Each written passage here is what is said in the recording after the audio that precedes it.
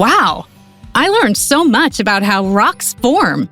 How about different rock groups? What are they? Great question, Gemma. There are 3 main rock types. One type of rock is called igneous rock. Igneous means fiery in Latin. Hot liquid in the earth called magma cools and hardens, forming many different rocks. Granite is one example. Other times, magma is blasted out of the earth through volcanoes. Once the melted rock is on the surface, it's called lava. I just lava rocks. Good one! Once the lava is cooled, you have an igneous rock. Eventually, all the rocks on the Earth's surface can be broken down into tiny pieces in a process called weathering. Things like rain, wind, or ice break apart the rock. Those small sediments, or sand, then get moved around to new locations in a process called erosion. Weathering and erosion often work together, like when a strong river carves huge rocks into sediment and moves them to different spots. Have you ever walked on the beach? Yes, of course. I love the beach. Well, the sand is actually tiny mineral grains.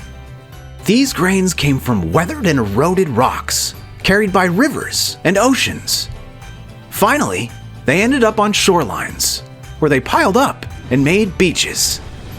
Sediments can be pressed together or compacted to form a different kind of rock. This is another rock type called sedimentary rocks. Sandstone is a sedimentary rock made from tiny grains of mostly quartz, cemented together. Over time, these rocks can get buried by more and more sediments until they are now deep in the earth. Over millions of years, deeply buried rocks of any kind can change or morph. This brings us to the last rock type, metamorphic rocks. These rocks undergo great heat and pressure, which changes one rock to another type of rock. For example, this piece of gneiss was once a piece of granite, which was an igneous rock, but is now changed into a metamorphic rock due to the heat and pressure. There is an endless cycle of new rocks that form, weather, erode, and change into other rocks. They can even melt to become new rocks. This is known as the rock cycle. It's been happening for more than 4 billion years, around the same time the Earth formed.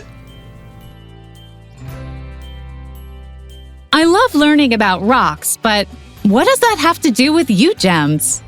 Because most of us are minerals, and minerals can form in rocks. Why don't we head to the Mineral Hall to learn more? Thanks for your help, Rocky. Anytime!